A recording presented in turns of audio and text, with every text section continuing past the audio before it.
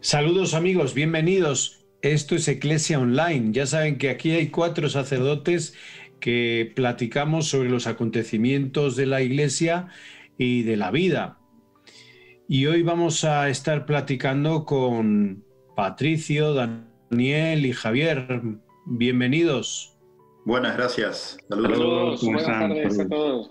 Bueno, pues después de la pandemia hemos tenido una época en donde ha habido, podemos decir, una paz social. Durante la pandemia se han cerrado aeropuertos, los países han estado atentos a sus sistemas de salud. No vamos a hablar de las gestiones, sino vamos a hablar más bien de esta época después de la pandemia, ¿no? Después de todos estos, seguimos aún con el virus que está por ahí pululando. Estamos en otra época, en otra situación, en otro nivel. Ya hay mucha gente vacunada, pero también hay mucha gente enojada. Y además de esto estamos viendo, por ejemplo, situaciones en Medio Oriente entre judíos y palestinos en donde la paz está quebrantada. En Myanmar, pues también en el Oriente hay una situación de guerra. También vemos en la frontera entre México y Estados Unidos cómo los niños pasan a través de situaciones de abandono o pasarlos en el muro, ¿no? En esa valla que han construido desde hace tiempo, y los dejan solos, menores no acompañados.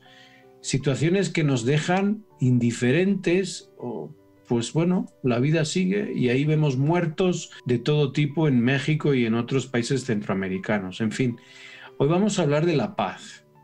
Y bueno, aunque ya hablamos hace tiempo, en este momento, después de, o en esta nueva, entre comillas, normalidad, hay que hablar nuevamente de la paz que se construye en la persona, en la familia y que es parte de este tejido social. ¿Cómo podríamos buscar la paz o qué condicionantes y qué causantes hay para buscar la paz en nuestro corazón? ¿Cómo se les ocurre? ¿Qué quieren compartir en este momento, dada esta situación social, a todos aquellos que nos ven? Bueno, saludos a todos. Te escuchaba, Javier, y por un lado genera cierta tristeza ver en tantos lugares del mundo situaciones de tanta violencia, agresividad, guerra, ¿no? Lo que está pasando en Israel con Palestina, que pareciera que es un tema histórico que cómo nos cuesta encontrar una solución, ¿no? Por un lado, bueno, expresar sí, mis condolencias a todos los que están sufriendo estas situaciones, y por otro lado pensar alguna reflexión en torno a esto, porque la primera consideración es decir que la paz no es la ausencia de conflicto. A veces podemos tener esta fantasía de una especie de mundo ideal donde no hay conflicto, y eso no es así. Me parece que el conflicto es inherente a las vinculaciones humanas, pero que en el medio del conflicto estamos llamados a construir la paz, ¿no? La paz como horizonte, pero la paz como camino también. Me parece que tiene mucho como cualidad de arte, ¿no? Y que necesitamos especialmente, es un llamado a la humanidad entera, pero a los cristianos en particular, considero que estamos de alguna manera llamados a buscar la construcción de la paz, porque no nos tenemos que olvidar que en la revelación de Jesús, el contenido central del Sermón de la Montaña, ahí lo dice bien clarito Jesús, ¿no? Bienaventurados los que buscan la paz, porque ellos serán llamados hijos de Dios. Y termino con esto. Me resulta muy llamativo ver en algunas redes sociales algunos cristianos que ante este conflicto de Israel y Palestina publican banderas de Israel utilizando versículos del Antiguo Testamento, ¿no? Yahvé, el rey de los ejércitos que quiere combatir para destruir al enemigo. ¿Cómo utilizan la Biblia de una manera literal para justificar lo que es injustificable? Y están expresando una imagen de Dios que pareciera que quiere destruir a ciertos pueblos por la elección de Israel. Esto es una blasfemia hacia Dios. Me parece que a lo largo de la historia hemos sufrido mucho, ¿no? El uso del nombre de Dios para justificar la violencia. No se puede hacer esto, ¿no? Para nosotros los cristianos Jesús es la plenitud de la revelación y lo dijo clarito, ¿no? Bienaventurados los que buscan la paz. Y para Dios no hay algunos elegidos y otros que no lo son. Todos somos hijos de Dios, ¿no? Entonces no podemos decirle que sí a la guerra, no podemos utilizar la Biblia para justificar la guerra. Es una blasfemia, es una herejía, es un gran pecado, ¿no? Entonces, qué triste ver que del discurso religioso algunos hermanos están justificando lo que está pasando en Israel, por ejemplo. Inadmisible. Esa es mi primera reflexión. Sí, claramente, ¿eh? Muy, muy de acuerdo. Inadmisible muchas de las cosas que ves en las redes o en la misma televisión, ¿no? Y me gustaría remarcar esto que estás diciendo, Pato, que se trata de construirla, ¿no? Que no se trata, a veces tenemos unas ideas muy idílicas o abstractas o falsas de la paz, ¿no? Creo recordar que en Fratelli Tutti, en alguno de los capítulos, el Papa Francisco habla de esto, ¿no? De la arquitectura y de la artesanía de la paz. Fíjense si es importante estas dos palabras, ¿no? Arquitectura y artesanía de la paz, del 220 y tantos, 28 creo que es en adelante, ¿no? Habla varias veces de esto, ¿no? Y cómo para construir esta paz es como una persona que sabe hacerlo y que ha estudiado y que no simplemente no basta con ser buena gente. Estamos hablando de temas muy complicados a nivel social, donde se juntan muchos temas personales, ¿no? Porque hay muchos temas personales no arreglados que se llevan luego a la falta de paz interna, familiar, en grupos sociales y luego va a los grandes conflictos. O sea, está todo interrelacionado, ¿no? Pero yo también quiero remarcar esto que estás diciendo, que con las dos palabras del Papa, ¿no? Arquitectura y artesanía de la paz, ¿no? Y el Papa ahí en esos puntos nos da unos temas unos modos muy, muy bonitos, ¿no? De construir algo que no significa que todos tengamos que ser iguales, que esto es muy importante, ¿no? Y yo me sumo también a su comentario, justamente porque toda obra arquitectónica es una muestra de la belleza en sí misma, ¿no? La belleza del diálogo, la belleza de la armonía, la belleza de todos aquellos valores que se ponen en conjunto. Creo que lo contrario a la misma arquitectura mencionada en Fratelli Tutti que estás remarcando, Javier, sería precisamente el fanatismo, cuando de pronto el fanatismo se nos muestra como toda esta situación contraria precisamente a la belleza, al diálogo, la armonía, la unidad, todo aquello que divide, todo aquello que no genera diálogo en sí mismo, ¿no? Pienso que si pusiéramos de frente a nosotros todas aquellas actitudes que de pronto contradicen la paz en sí misma, nos daríamos cuenta que pudiera ser una aberración arquitectónica la que pudiéramos estar mirando de frente, ¿no? Seguimos con Fratelli Tutti, pues ahí nos lo ha citado Javier, y ahí una de las causas que el Papa Francisco nos va invitando a mirar por qué rompemos estas paces, estos acuerdos, estos consensos, es por el individualismo atroz que vamos viviendo, que pues se nos ha metido también en la vida de la Iglesia, pensar en uno mismo y dejar un poco aislados a todos los demás, ¿no? Y sí quisiera, pues desde aquí llamar la atención cómo en ocasiones desde la familia vamos educando en el individualismo y coartando un poco todo lo que es la solidaridad. Incluso el mismo Papa en Fratelli Tutti, él habla unos números antes de los que nos ha citado el padre Francisco Javier Monroy, es el de recuperar la amabilidad, que creo que dentro de la Iglesia es uno de los temas que debemos tratar, ¿no? Recuperar la amabilidad desde la parroquia, la oficina parroquial, hasta las congregaciones donde se mueven Javier Monroy y Daniel Portillo. Patricio, ¿tú cómo vives esto desde la realidad donde estás, esto de recuperar la amabilidad y del individualismo? Creo que es un tema clave, ¿no? Hay un versículo, creo que es de Juan. ¿Cómo puedo decir que amo a Dios a quien no veo si no amo a mi hermano a quien sí veo, ¿no? Y no son dos cosas separadas, son dos caras de una misma moneda. Y yo diría que en la medida con la cual amo con quienes comparto la vida, esa es la medida de mi amor a Dios, no son dos amores distintos. Y me parece que el amor no es una cuestión de palabras, sino que tiene que ver con la vincularidad y con el trato, con el trato hacia el otro, ¿no? Con la cordialidad, con la amistad social. Me parece que esta es una medida y un criterio de discernimiento, y que estamos llamados a convertirnos también en el trato. Y te diría, universal, porque Jesús es bien clarito en el Evangelio, ¿no? Me parece que la parábola del buen samaritano da en la tecla. Estamos llamados a dar la vida y amar aún a aquellos que están considerados como extranjeros, ¿no? Entonces, repito, no es porque quiera volver a lo mismo, pero en vez de estar queriendo justificar desde la religión el uso de la fuerza, la violencia, el aplastar al enemigo, estamos ante la lógica de un Dios en Jesús, donde nos llama al buen trato, a dar la vida, a amar al enemigo, en aquellos que son considerados extranjeros, desconocidos, de otra raza, de otra cultura, lo que sea, ¿no? Me parece que este es el camino del cristiano y de toda la humanidad, ¿no? Porque en definitiva la humanidad, lo que tiene que ver con lo humano, tiene que ver con lo cristiano.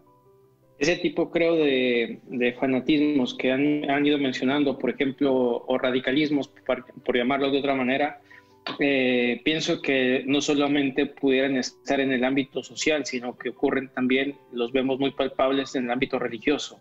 Cuando este tipo de divisiones, cuando este tipo de actitudes que no generan este buen trato se da precisamente en nuestra realidad eclesial. De tal manera que podemos ir viendo cómo se va generando esta división continua que puede adquirir una alta escala, incluso poner esta realidad, justificándola también en el nombre de Dios. Es decir, así como Patricio consideraba absurdo poner estas expresiones veterotestamentarias justificando una división o una anticipación para el conflicto, lo mismo en una vida diaria que justificamos como católica, muchas veces podemos poner expresiones evangélicas en contra del amor al hermano, no en contra al vínculo por el otro. Esto, al final de cuentas, pareciera ser como una especie de autoerotismo religioso, ¿no? Donde al final de cuentas cada uno genera su religión, donde cada uno genera un gusto con este Dios en el que hacemos a nuestra medida. Recordemos que estamos hablando de la paz, que una de las soluciones es la fraternidad, los proyectos comunes, y enseguida volvemos. Esto es Iglesia Online.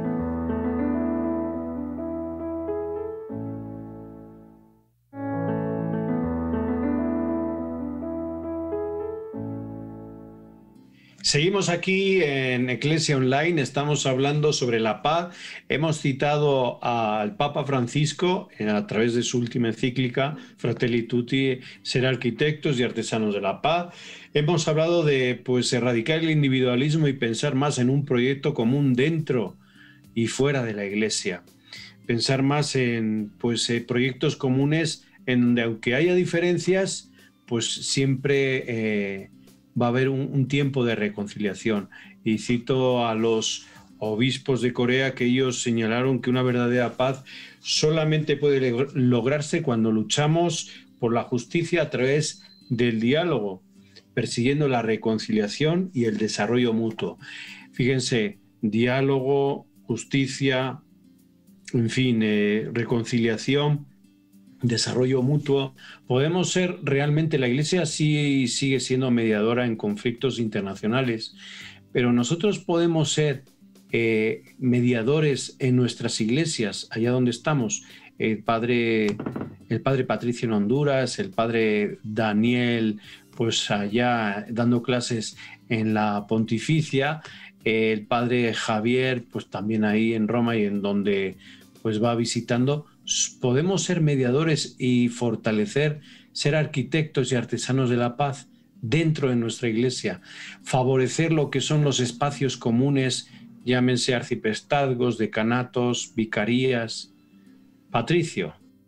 Bueno, sí, me parece que ese es el sentido del ser iglesia, ¿no? Me parece que ese es el camino del cristiano. Estamos llamados a eso, pero repito lo que dije al principio. Para Jesús no era ningún ingenuo, ¿no? Sabía que el conflicto siempre iba a estar.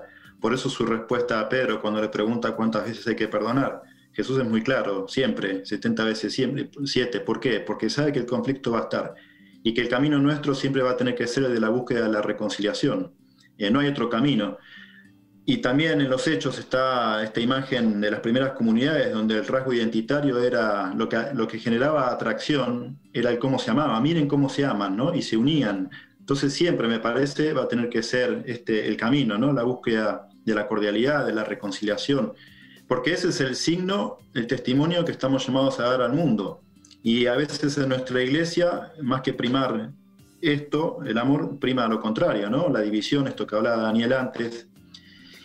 Y también diría desde una imagen, desde una categoría del Antiguo Testamento, toda la humanidad somos imagen y semejanza de Dios.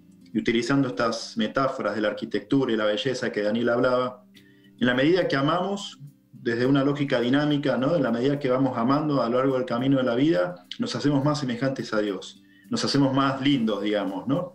Y desde el nivel estético. Y en la medida que no amamos, que no perdonamos, que no buscamos la reconciliación, que no vivimos, no construimos la paz, estaríamos deformando esta imagen de Dios que cada uno de nosotros somos.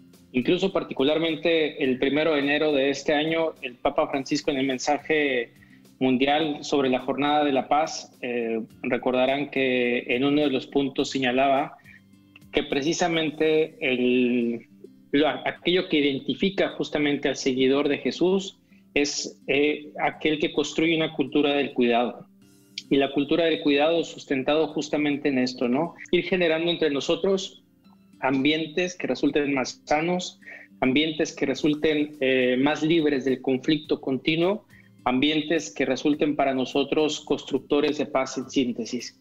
Es decir, si lo queremos aplicar a nuestra iglesia, con la pregunta que nos hacías al principio, Javier, tendríamos que darnos cuenta que el modelo de iglesia que cada uno de nosotros vive, nuestros ambientes pastorales donde nosotros nos desarrollamos, vivimos y experimentamos el seguimiento de Jesús en cuanto se acrecienta la cultura del cuidado entre nosotros. La cultura del cuidado la mencionaba el Santo Padre en este recién discurso, justamente para ser una cultura que pueda establecer mejores vínculos, que pueda generar entre nosotros mayor acercamiento.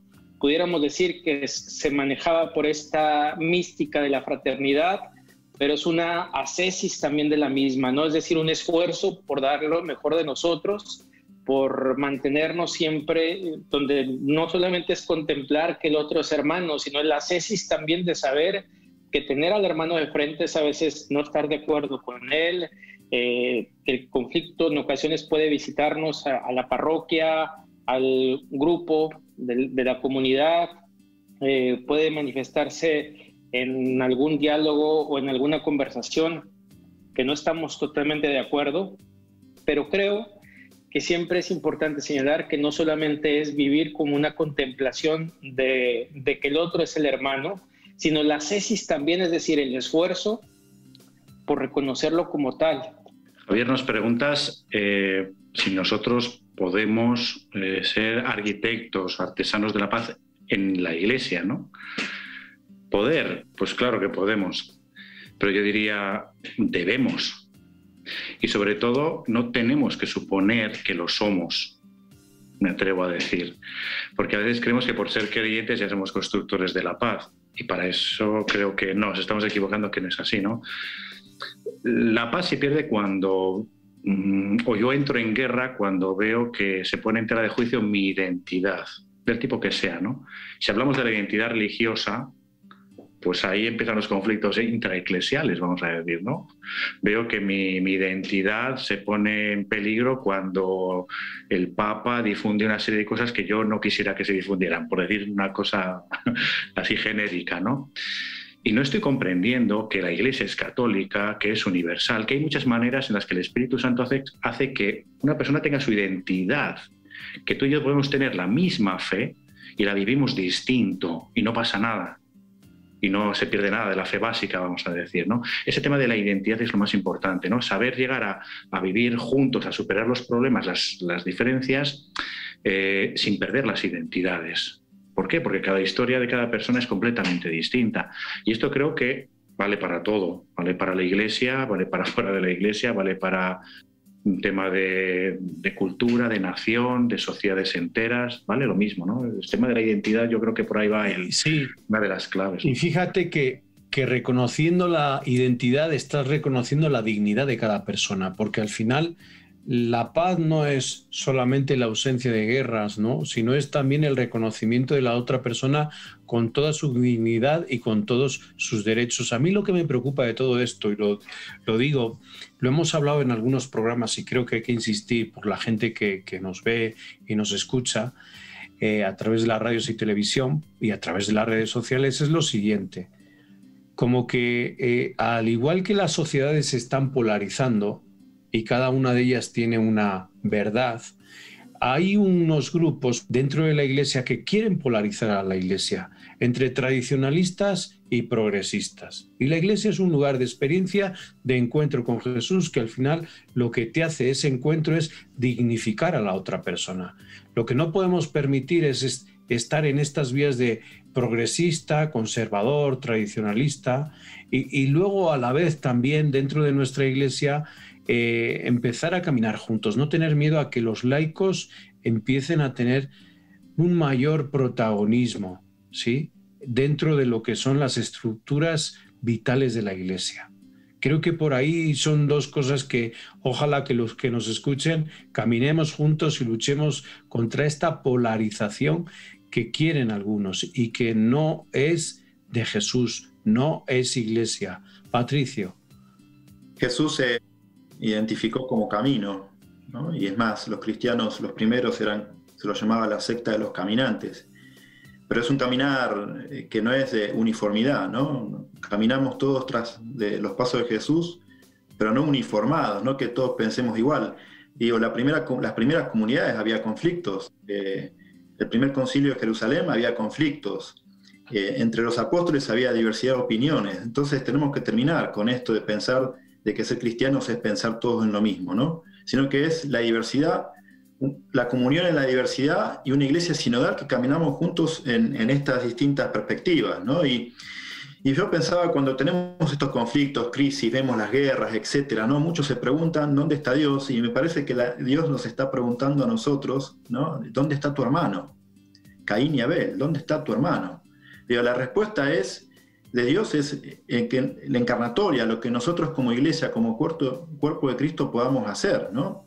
Y quiero terminar con otra cosa, que hablando de símbolos, ¿no? El Papa, cuando viajó a Tierra Santa, se dio un abrazo en el Muro de los Lamentos con un rabino y con un líder musulmán. Se abrazaron. Me parece que eso es el gesto que indica lo que Dios quiere, ¿no?